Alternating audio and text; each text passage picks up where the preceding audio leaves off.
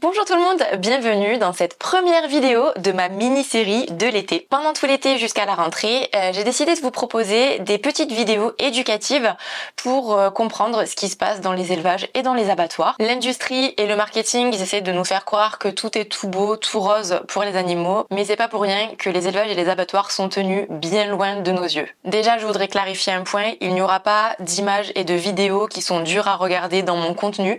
Je vais juste essayer de vous expliquer avec mes mots ce qui se passe dans les élevages et dans les abattoirs, mais en revanche vous aurez plein de ressources en barre d'infos pour aller un petit peu plus loin. Si vous n'êtes pas vegan, j'espère que cette série de vidéos aura son impact et que elle vous permettra de faire des choix plus conscients pour épargner les animaux. En tout cas, n'hésitez pas à partager ces vidéos dans votre entourage pour semer des petites graines. On sait que manger de la viande ou du poisson, c'est tuer des animaux, ça y a pas de débat là-dessus. En revanche, c'est moins évident de comprendre pourquoi des produits d'origine animale comme les œufs, le lait, la laine, le miel, la soie sont tout aussi problématiques. Dans cette vidéo, on va parler des œufs. Souvent, on pense que manger des œufs, ça ne pose aucun problème et que, au contraire, refuser d'en manger, c'est quelque chose de trop extrême. Et c'est vrai que, en soi, pondre un œuf, c'est pas quelque chose qui fait du mal à la poule et c'est même quelque chose qui est naturel. Mais il faut gratter un petit peu la surface. Déjà, il faut savoir que les poules qui pondent les œufs que vous achetez en supermarché ou même en magasin bio,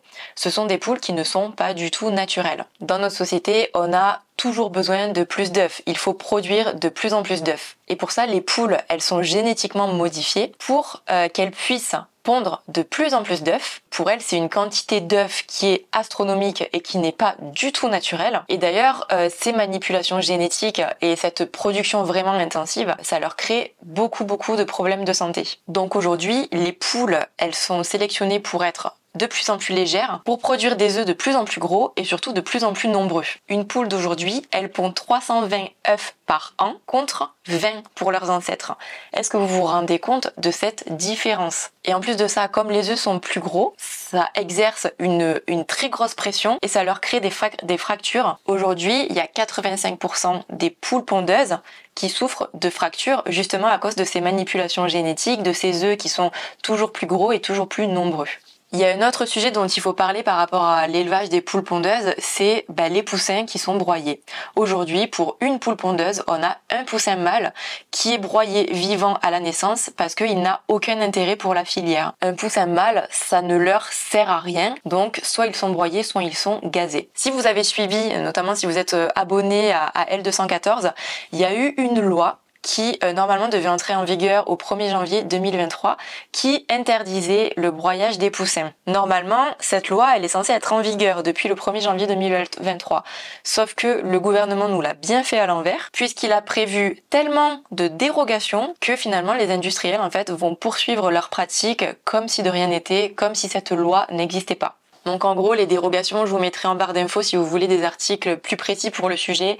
Mais en gros, il y a des dérogations pour les œufs destinés à être transformés pour raison de compétition européenne. Il y a aussi des dérogations pour les œufs qui sont destinés à l'alimentation des animaux. Donc en gros, c'est des dérogations qui concernent finalement tous les élevages. Donc les poussins sont toujours broyés ou gazés à la naissance. Une poule sur deux n'a jamais vu d'herbe. Même si ces chiffres sont en baisse et que L214 fait énormément dans ce sens-là. Aujourd'hui, la majorité des poules pondeuses, elles vivent toujours en cage ou alors elles sont enfermées dans des bâtiments sans jamais voir l'extérieur. Pour vous donner quelques chiffres qui viennent de L214, 33% des poules en France vivent enfermées dans des cages qui ne leur laissent même pas la place d'étendre leurs ailes. 21% des poules en France sont élevées au sol. Élevées au sol, ça veut dire qu'elles sont pas en cage, mais elles sont enfermées dans des bâtiments où elles voient jamais la lumière du jour. Globalement, elles peuvent se livrer à plus d'activités que les poules en cage, mais la densité de poules au mètre carré reste énorme, puisqu'on est à 9 poules par mètre carré. Ensuite, on a 46% des poules en France qui sont élevées en plein air ou en bio.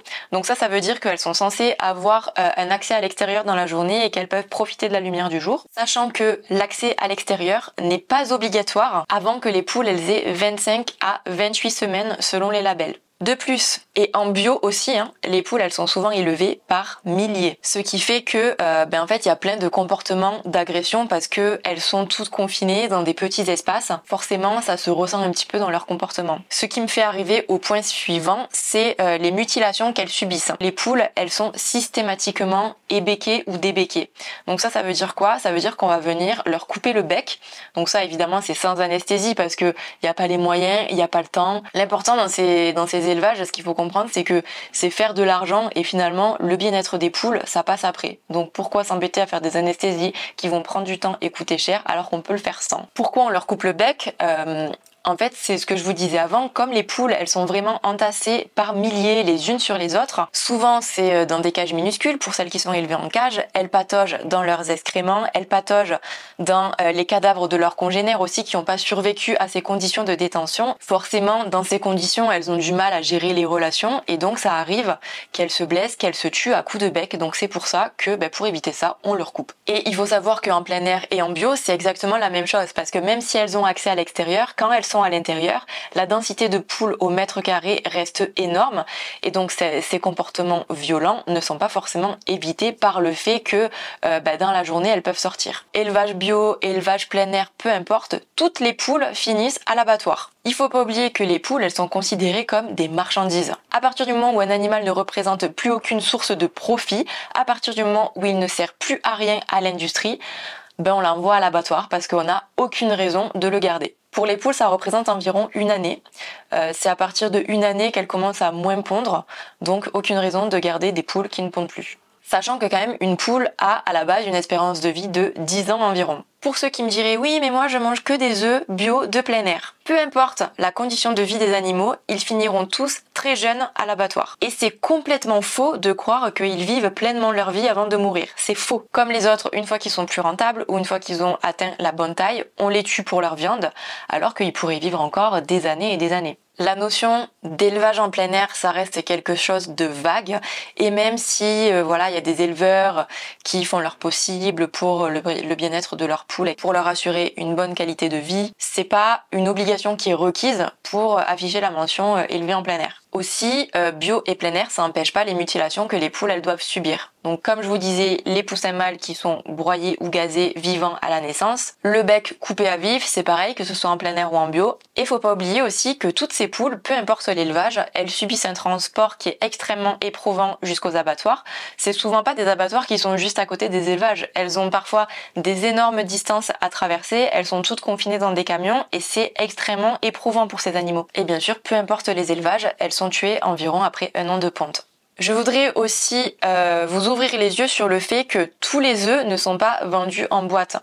En fait, quand on parle d'œufs, c'est pas que les boîtes d'œufs que vous allez acheter au supermarché ou au magasin bio, parce que des œufs, il y en a absolument partout. Plus de la moitié des œufs qui sont produits, ils sont utilisés pour la restauration et pour l'agroalimentaire. Ne plus acheter d'œufs, c'est une chose, mais il faut aussi regarder les étiquettes. Parce que des œufs, il y en a absolument partout. Il y en a dans les sauces, quand vous achetez de la mayonnaise, de la béarnaise, des vinaigrettes, de la sauce aioli, peu importe. Il y en a dans les préparations panées, genre les nuggets, les cordons bleus, les trucs comme ça. Dans les crèmes, crème anglaise, crème pâtissière, glace, sorbet. Dans les pâtisseries, viennoiseries, brioches, biscuits, flan, meringues, bonbons, crêpes, gaufres. Il y en a dans les pâtes aux œufs, les gnocchis, les pommes de terre duchesse, dans les quiches, dans les biscottes, dans le pain de mie, les pâtes à tarte toutes prêtes. Mais aussi dans les vins, les soupes, les vinaigres qui peuvent être clarifiés au blanc d'œuf. Sans oublier aussi tous les produits qui peuvent être dorés au jaune d'œuf. Et même dans la cosmétique, il existe par exemple des shampoings aux œufs. Tous ces œufs qui sont cachés dans des produits alimentaires, ils proviennent quasi systématiquement de poules qui sont élevées en cage,